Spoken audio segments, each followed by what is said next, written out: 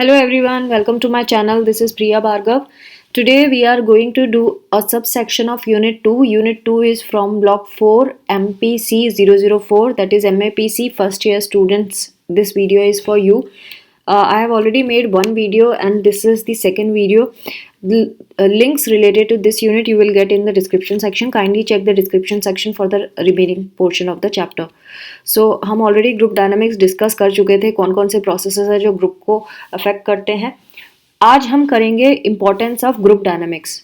क्यों group dynamics important है, क्यों चाहिए है हमें ग्रुप डायनामिक्स, ग्रुप डायनामिक्स की ज़रूरत क्या है, ग्रुप के फोर्स, ग्रुप में चलने वाले फोर्स की ज़रूरत क्या है. तो ग्रुप डायनामिक्स इम्पॉर्टेंट है क्योंकि ये बहुत एसेंशियल होती है कोई भी टास्क इफ़ेक्टिवली करने में. जब ग्रुप में एक पॉजिटिव फोर्स रन कर रहा होता है तो हम कोई भी टास्क को बहुत आसानी से इफ़ेक्टिवली कर सकते हैं, इसीलिए ये ज़रूरी है. Second point, it promotes out the unproductive meetings. ये ऐसी जो मीटिंग्स हैं जिसमें कुछ हमें हाथ नहीं लग रहा, उसको हटा देती है ग्रुप डायनेमिक्स. ऐसी अननेसेसरी चीज़ों पे जोर नहीं देती जो कुछ रिजल्ट नहीं देगी. थर्ड पॉइंट है, individual members of the group as a whole benefit in a number of ways. बहुत सारे जो ग्रुप हुआ या ग्रुप में रहने वाले मेंबर्स हैं उन सबको इससे ग्रुप डायनेमिक्स से हेल्प मिलती है. नेक्स्ट फोर्थ पॉइंट है, multi cultural diversification of the society. जो ग्रुप डायनामिक्स होता है उसमें बहुत कल्चर के लोग, क्योंकि ग्रुप में बहुत तरह तरह के लोग मेंबर्स होते हैं, उनके अपने अपने पर्सनल कल्चर्स होते हैं, तो बहुत सारी डाइवर्सिटी आ जाती है ग्रुप में जो सोसाइटी में भी एग्जिस्ट करती है. तो जब भी हम कोई टास्क करते हैं तो हमें हर एक कल्चर के बारे में नॉलेज होती है और हम सही डिसीजन ले पाते हैं. फिफ्थ पॉइंट है, future functioning of the group is influenced by group dynamics. जो भी हमें आगे फंक्शन करना है तो ग्रुप डायनामिक्स होने से हमें वो आसान लगता है, हमें पता चलता है कि हमें आगे किस तरह से बढ़ना है. Six point, group dynamics facilitates the participation of the members. Of course group में सारे मेंबर्स पार्टिसिपेट करते हैं तो ग्रुप डायनामिक होने से सारे मेंबर्स पार्टिसिपेट करते हैं. ग्रुप डायनामिक्स अगेन हेल्प करती है गोल को अचीव करने के लिए, ग्रुप के भी और पार्टिसिपेंट्स के गोल को भी अचीव करने के लिए, और एक ग्रुप में सेटिस्फैक्शन को पैदा करती है. सेटिस्फैक्शन हो जाता है ग्रुप में जब हम अपने गोल्स अचीव करने लगते हैं. ये इंटरपर्सनल अट्रैक्शन को इंक्रीज करता है. कम्युनिकेशन प्रोसेस और इंटरेक्शन पैटर्न्स को भी इंक्रीज करता है ग्रुप डायनामिक, क्योंकि आपको पता चलता है किस तरह से लोगों से बात करनी है. जो नए होते हैं वो ग्रुप में रहकर सीखते हैं किस तरह से करना है, और ये पावर को भी इंक्रीज करता है. कंट्रोल जो होता है ग्रुप का उसको भी इम्प्रूव करता है. इसके अलावा ग्रुप डायनामिक्स एक रेशियल, एथनिक और कल्चरल बैकग्राउंड का जो इम्पैक्ट है उसको भी क्रिएट कर देता है. हमें समझ में आता है हमें किस कल्चर के लोगों से किस तरह से बात करनी है, कौन क्या एथिक्स है, क्या अनएथिकल है, वो सब हमें पता चल जाता है. नेक्स्ट है, role of communication in group dynamics. मैं आपको बता दूं, जहाँ जहाँ आप पिंक हाईलाइट देख रहे हैं उसका मतलब ये है कि ये प्रीवियस एग्जाम में आ चुका है और आगे भी आने की चांसेस हैं. ग्रुप डायनामिक्स में कम्युनिकेशन इम्पॉर्टेंट होती है. उसका क्या रोल है वो हम जानेंगे, लेकिन सबसे पहले ये जाने कम्युनिकेशन का मतलब क्या होता है. कम्युनिकेशन का मतलब होता है कि सेंडर मतलब जो बात कर रहा है, और रिसीवर मतलब जो बात सुन रहा है, उसका मैसेज का देना और मैसेज का लेना और उसका ट्रांसमिशन होना, उसको हम कम्युनिकेशन कहते हैं. टोसलैंड एंड रिवर्स कम्युनिकेशन, उन्होंने कम्युनिकेशन के बारे में बोला कि कम्युनिकेशन में क्या क्या आता है. कम्युनिकेशन में आता है encoding of perception, thoughts and feelings into language and other symbols by a sender. Sender क्या करता है, अपनी जो थॉट्स, परसेप्शन और फीलिंग्स है उसको लैंग्वेज और सिंबल्स में ढालता है, और जो भी उसको समझ चीज़ें होती हैं उसको वो एक सिंबल या लैंग्वेज में डालता है.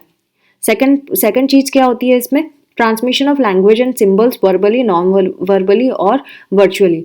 जो मैसेज इंसान, उसका जो थॉट, फीलिंग या परसेप्शन है उसको वो या तो शब्दों से बोलता है, या नॉन वर्बली मतलब इशारों से बोलता है, वर्चुअली मतलब कंप्यूटर के थ्रू, फ़ोन के थ्रू इस तरह से पहुंचाता है. Decoding of message by the receiver, and उसके बाद जब ये मैसेज पहुंच जाता है तो जो रिसीवर है उस मैसेज को अंडरस्टैंड करता है, डीकोड करता है. Face to face group members भी एक्सपीरियंस करते हैं. अगर फेस टू फेस हम किसी से बात कर रहे हैं तो हम दो तरीके से कर सकते हैं, verbal and non verbal communication. Verbal तो आपको पता ही है, बोल के करना. नॉन वर्बल यानी इशारों से करना. अगर टेलीफोन ग्रुप्स हैं तो उसमें जो मेंबर्स हैं वो कैसे कम्युनिकेट करेंगे? ऑब्वियसली वर्बली कर पाएंगे, और कोई तो तरीका है नहीं फ़ोन पे बात करने का। थर्ड, अगर मेंबर्स कंप्यूटर ग्रुप के हैं तो वो कैसे करेंगे? वो वर्चुअल कम्युनिकेशन करेंगे। तो three types of communication are there, verbal, non verbal and virtual.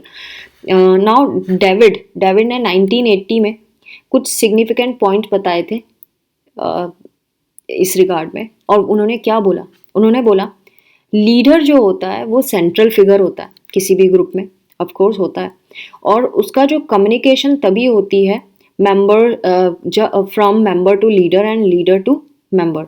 तो कम्युनिकेशन हमेशा इसी तरह से होती है। तो ग्रुप में एक लीडर होता है और जो कम्युनिकेशन होती है वो मेंबर्स और लीडर के बीच में, लीडर या मेंबर के बीच में होती है। उन्होंने दूसरा पॉइंट ये बोला कि ग्रुप मेंबर्स जो होते हैं ये टर्न लेते हैं बात करने में, ऑफ कोर्स ऐसे ही होता है। Indication of extension between leader and the member, और जो भी बातें हैं वो अच्छे से समझी जाती हैं मेंबर्स के बीच में। ऑल मेंबर्स फ्रीली कम्युनिकेट, ये भी होता है, ग्रुप में मेंबर्स हैं तो वो खुल के बात करते हैं। Interaction pattern focuses on the degree of centralisation of communication, जो जिस तरह का इनका पैटर्न होगा वो कम्युनिकेशन किस तरह का होगा वो मैटर करेगा कि वो किस तरह से बात कर रहे हैं। अगर आप ईगोइस्टिक होकर बात करेंगे तो ऑब्वियसली कम्युनिकेशन का लेवल थोड़ा लो होगा। अगर आप अच्छे से रिलैक्स होकर बात करेंगे, प्यार से बात करेंगे, तो कम्युनिकेशन आगे बढ़ेगी। Group centred interaction pattern is more valued than leader centred interaction pattern. जो भी इंटरेक्शन पैटर्न अगर ग्रुप सेंटर्ड है उसको ज़्यादा, यानी कि ग्रुप के सारे मेंबर जो आपस में बात कर रहे हैं तो उसको ज़्यादा वैल्यू दी जाएगी। अगर सिर्फ लीडर बात कर रहा है तो वो उसको ज़्यादा वैल्यू नहीं दी जाएगी। Indication of full participation among the members, और मेंबर्स का फुल पार्टिसिपेशन ज़रूरी होता है इसमें। Status and power relationship with in the group affect the interaction pattern. आप ग्रुप में किस पोजीशन पे है? क्या ग्रुप में कुछ हायरार्की बनाई हुई है कि हेड ये होगा, उसका सबॉर्डिनेट ये होंगे और उसके भी नीचे जूनियर होंगे? अगर ग्रुप में इस तरह का है तो किस तरह की पावर या स्टेटस के लोग हैं उनके बीच में जिस तरह का भी स्टेटस होगा उसी हिसाब से फिर ग्रुप में लोग बात करेंगे। ऑब्वियसली आप बॉस से जाके हाय यार ऐसे तो नहीं बोलते, आप हेलो सर करके या फिर गुड मॉर्निंग सर इस तरह से बोलते हैं। और आपके फ्रेंड होंगे आप ही के लेवल के जो होंगे उनको आप हाय कैसा चल रहा है बड़ा कैजुअली बात करेंगे। तो ये फ़र्क हो जाता है जब ग्रुप में इस तरह का पावर और स्टेटस की रिलेशनशिप होती है। इंटरपर्सनल अट्रैक्शन और इमोशनल बॉन्ड्स भी बनते हैं मेंबर्स के बीच में, जो इंटरेक्शन पैटर्न को ऑलवेज इन्फ्लुएंस करता है ना। जिनसे आप इमोशनली कनेक्टेड है उनसे आप बहुत अच्छे से बात करते हैं, जिनसे कनेक्टेड नहीं है उनसे आप ढंग से बात नहीं करते। जो साइज़ होती है ग्रुप की वो इंटरेक्शन पैटर्न को अफेक्ट करती है। जितना छोटा ग्रुप होगा उतना ज़्यादा चांसेस हैं कि वो कम्युनिकेट करेगा आपस में। नेक्स्ट है selective attention, clues and reinforcement में take important role to change the interaction pattern. तो किस तरह का किससे आपको अटेंशन मिल रही है, कौन आपको ज़्यादा सपोर्ट करता है, आपका इंटरेक्शन पैटर्न उनसे ज़्यादा अच्छा होगा। जो मेंबर्स हैं इक्वल वैलेंसी पे तो इंटरेक्ट नहीं करते, ये तो आपको पता ही है क्योंकि सबके स्वभाव अलग होते हैं, सबकी पर्सनैलिटी अलग होती है। तो ये सब ग्रुप फॉर्मेशन का इंडिकेशन दे देता है। अगर सबका इंटरेक्शन सेम लेवल का नहीं है तो जो एक जैसे होते हैं वो अपने अपने ग्रुप बना लेते हैं। इंटरपर्सनल अट्रैक्शन, इमोशनल बॉन्ड्स और इंटरेस्ट जो होते हैं ये ग्रुप मेंबर्स में इम्पैक्ट डालते हैं। अगेन जो फिज़िकल अरेंजमेंट है कुछ सिचुएशन में ये भी इंटरेक्शन पैटर्न को अफेक्ट करता है। यानी कि अगर आप आपके आसपास जो बैठे लोग होते हैं उनसे आपकी जल्दी दोस्ती हो जाती है एज़ कम्पेयर टू जो दूर बैठते हैं। सो ये कहने का मतलब है इनका। सो कम्युनिकेशन प्रोसेसेस और जो इंटरेक्शन पैटर्न्स हैं ये इंपॉर्टेंट फैक्टर्स है ग्रुप डायनामिक्स में। तो आपसे जब एग्जाम में क्वेश्चन पूछा जाएगा तो आपसे ये पूछेंगे how communication processes and interaction patterns are important factors for group dynamics, ऐसा करके पूछेंगे। ये जो नीचे की ये जहाँ मेरा कर्सर हिल रहा है आपको इसमें ये सारे पॉइंट लिख के आने हैं जो मैंने ऊपर बताए हैं। लिस्टिंग तो है ही, आपको समझा भी दिया, बस आपको थोड़ा सा तैयार करना है इसको। नेक्स्ट है interpersonal attraction and cohesion in group dynamics. इसके ऊपर भी आ सकता है, इस पे भी पिंक मार्क है यानी कि इसके ऊपर भी क्वेश्चन कर सकता है। कैसे इंटरपर्सनल अट्रैक्शन यानी कि आपस में लोगों के बीच में जो अट्रैक्शन है वो, और जो कोहेशन है मतलब अटैचमेंट, ग्रुप डायनामिक्स को कैसे असर डालता है। तो जो सब ग्रुप फॉर्मेशन है वो डिपेंड करता है interpersonal attraction. Obviously group members के बीच में जिनमें ज़्यादा अट्रैक्शन होगा ग्रुप बना लेंगे, और कोहेशन भी, लेवल ऑफ कोहेशन भी इसी पे डिपेंड करेगा। जो इम्पॉर्टेंट फीचर्स हैं वो कौन कौन से हैं। Proximity increases interaction among people, जितने आप पास होंगे लोगों के, पास पास बैठेंगे या पास पास रहेंगे, उनसे आपका इंटरेक्शन ज़्यादा होगा और इसी वजह से अट्रैक्शन भी ज़्यादा हो जाएगा। Similarity tend to make people attract toward each other, अगर ज़्यादा सिमिलर हैं लोग तो वो जल्दी अट्रैक्ट करते हैं एक दूसरे को। Contributing factors are acceptance and approval. अब इसमें भी जो इम्पोर्टेंट कंट्रीब्यूटिंग फैक्टर कौन सा है, अगर ग्रुप कोहेशन की बात करें या ग्रुप मेंबर्स में इंटरपर्सनल अट्रैक्शन की बात करें, तो इसमें एक्सेप्टेंस की बात है। आप सामने वाले को कितना एक्सेप्ट करते हो, कितना अप्रूव करते हो। तो आप अगर सामने वाले को एक्सेप्ट करते हो और अप्रूव करते हो तो ऑब्वियसली आप में इंटरपर्सनल अट्रैक्शन होगा। जो मेंबर्स होंगे ये उनसे ज़्यादा अटैच होते हैं जिनमें ग्रुप इंटरेक्शन उनकी एक्सपेक्टेशन के हिसाब से होता है। यानी कि अगर जब आप जो एक्सपेक्ट करते हैं, आप सामने वाला आपके ही जैसा जो आप एक्सपेक्ट करते हैं वैसे ही काम करता है, तो ऑब्वियसली आप में आपका उसके प्रति अट्रैक्शन ज़्यादा होगा एज़ कम्पेयर टू जो आपकी एक्सपेक्टेशन के अगेंस्ट काम कर रहा है। इंटरपर्सनल अट्रैक्शन जो होता है ये एक बिल्डिंग ब्लॉक है जिसकी वजह से ग्रुप कोहेशन होता है। क्योंकि अगर आप किसी कंपनी में काम कर रहे हैं, आपका अच्छा लोगों से दोस्ती है, लोगों से इंटरेक्शन अच्छा है, आपका ग्रुप बन गया, और तो ऑब्वियसली आप उस कंपनी को छोड़ के नहीं जाएंगे। यानी कि एक तरह से कंपनी इज़ ए ग्रुप, तो कंपनी में वो जो ग्रुप है उसको छोड़ना मुश्किल हो जाता है। सो कोहेशन इसीलिए ये बिल्डिंग ब्लॉक होता है इंटरपर्सनल अट्रैक्शन, और ये ग्रुप कोहेशन का भी एक बिल्डिंग ब्लॉक है। Compatibility tends to promote interpersonal attraction. अगर दो लोग कंपैटिबल हैं तो उनमें इंटरपर्सनल अट्रैक्शन होगा। Group cohesion is the sum of all the forces that are exerted on members to remain in a group. तो इन्होंने एक ये कॉमन ओवरऑल बात कर दी। इन्होंने ये बोला है कि ग्रुप कोहेशन जो है, यानी ग्रुप में जो यूनिटी है, वो उन सारे फोर्सेस को प्लस करके बनता है जो बाकी मेंबर्स को इकट्ठा करके रखते हैं, जोड़ के रखते हैं। तो अगर सारे मेंबर्स आपस में जुड़े हुए हैं तो, और चाहे उसके पीछे रीज़न कुछ भी हो, एक्सपेक्टेशन को पूरा करना हो, या कंपैटिबिलिटी की बात हो, या प्रॉक्सिमिटी की बात हो, कोई भी फैक्टर है, इन सारे जिन भी फैक्टर्स की वजह से ये मेंबर्स आपस में अटैच्ड है, इंटरपर्सनल अट्रैक्शन है, वो सारे फोर्सेस इकट्ठे होकर ग्रुप कोहेशन को बढ़ाते हैं, स्ट्रॉन्ग करते हैं। तो कोहेशन का मतलब, अगर कोहेशन है तो इसका मतलब क्या है? ग्रुप मेंबर्स में सेटिस्फैक्शन होना, ये एक दूसरे को रिकॉग्नाइज करेंगे, वो सिक्योर फील करेंगे, एफिलिएट करेंगे। अगेन, अगर ग्रुप मेंबर्स में पार्टिसिपेशन इंक्रीज करना है तो वो अपने आप ही इंक्रीज हो जाता है जब रिसोर्सेज और प्रेस्टीज होते हैं। यानी कि participation of the group members increases the Prestige. अगर सारे मेंबर्स ग्रुप में पार्टिसिपेट कर रहे हैं तो उनकी प्रेस्टीज बढ़ती है, उनको रिसोर्सेज भी बढ़ जाते हैं क्योंकि वो इंटरेस्ट लेते हैं अपने काम में। इस वजह से cohesion reveals the positive relationship among the group members. Again सही बात है, अगर सारे मेंबर्स आपस में अटैच्ड हैं तो उनमें कैसा रहेगा रिलेशनशिप? ग्रुप मेंबर्स के बीच में पॉजिटिव रिलेशनशिप रहेगी।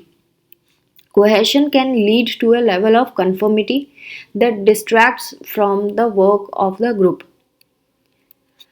इसका मतलब है कि जो अगर कोहेशन है ग्रुप के मेंबर्स के बीच में तो वो एक दूसरे को कंफर्म करेंगे, मतलब एक दूसरे का साथ देंगे। कोई भी काम आएगा साथ मिलके निपटाएंगे उसको, एक दूसरे से जुड़े रहेंगे। Now coming to Toseland and Rivas 2001, इन्होंने बताया कि high levels of cohesion have been associated with beneficial group member behaviours. यानी ग्रुप मेंबर्स के बीच में अगर बेनिफिशियल एसोसिएशन है तो इनमें लेवल ऑफ कोहेशन भी हाई होगा। Greater perseverance towards group goals, अगर इनमें कोहेशन है तो ये ग्रुप के गोल की तरफ बिना डरे निडर होकर बार बार नुकसान होने के बाद भी वो आगे बढ़ेंगे और ज़्यादा डटकर गोल की तरफ बढ़ेंगे। सेकंड कोहेशन से क्या होगा? Willingness to take responsibilities for group functioning, group में जो भी काम होगा उसकी वो अपनी इच्छा से रेस्पॉन्सिबिलिटी लेंगे। Next, willingness to express feelings, वो खुल के अपनी बातें रखेंगे सामने कि उनको क्या दिक्कतें हैं, वो कैसा महसूस करते हैं. विलिंगनेस टू लिसन, वो एक दूसरे को सुनेंगे ग्रुप में. Then ability to use feedback and evaluation, उनमें ये एबिलिटी भी होगी कि वो फीडबैक दें कि उनको कैसा महसूस होता है, क्या करना चाहते हैं, कैसा ग्रुप में होना चाहिए, और अपने इवेल्युएशंस भी बता सकते हैं कि यहाँ कमी है, यहाँ नहीं है कमी, कैसा. अगर high level of group cohesion generally जो एसोसिएटेड होते हैं वो पॉजिटिव आउटकम्स के ही साथ होते हैं, यानी कि ग्रुप मेंबर्स में अगर कोहेशन है, आपस में बहुत स्ट्रांगली जुड़े हुए हैं, तो वो पॉजिटिव आउटकम्स देंगे. Great satisfaction with the group experience, इनको बहुत ज़्यादा सेटिस्फैक्शन होगा ग्रुप के साथ. High levels of goal attainment, इनके गोल भी बहुत आसानी से बड़े रखेंगे ये लोग, और ग्रुप मेंबर्स के बीच में बहुत ज़्यादा गोल अटेन करने की एनर्जी होगी और ये अपने गोल्स भी ऊंचे रखेंगे. और as a whole group members आप खुद में भी पर्सनली भी एक बड़े गोल रखेंगे और ग्रुप के भी बड़े गोल रखेंगे. कमिटमेंट होगी इनको ग्रुप के मेंबर्स के बीच में, ये एक दूसरे से कमिटेड होंगे. एंड देन इनको सेल्फ कॉन्फिडेंस, सेल्फ एस्टीम और पर्सनल एडजस्टमेंट की फीलिंग इंक्रीज हो जाएगी मेंबर्स के बीच में. ये अपने आप को कॉन्फिडेंट फील करेंगे क्योंकि कोहेशन है ग्रुप में, फैमिली जैसा माहौल है. कभी कभी जो हाई लेवल ऑफ कोहेशन होता है ये डिपेंडेंस भी पैदा कर देता है ग्रुप में, क्योंकि सारे मेंबर्स जो होते हैं अगर मान लीजिए साइलेंट हो जाएं तो कुछ मेंबर्स ऐसे भी होते हैं जो बहुत साइलेंट रहते हैं. सो रिलेशनशिप जो ग्रुप डायनामिक्स और ग्रुप इंटरपर्सनल अट्रैक्शन और कोहेशन है ये एग्जिस्ट करती है, इसका मतलब ये है. सो ऊपर जो हमने पढ़ा इंटरपर्सनल अट्रैक्शन एंड कोहेशन और ग्रुप डायनामिक, ये तीनों चीज़ें आपस में रिलेशनशिप है, ये हमें इन पॉइंट्स से पता चलता है. तो एग्जाम में अगर आएगा तो आपको ये सारे पॉइंट्स ऐसे लिख के आना है जो मैंने आपको समझाया. आई होप ये वीडियो आपको यूज़फुल लगा. अगर ऐसा है तो सब्सक्राइब करना ना भूलें, शेयर करें, लाइक करें, कमेंट करें, और बस तैयारी करते रहिए. All the very best. Take care of your self. Bye bye.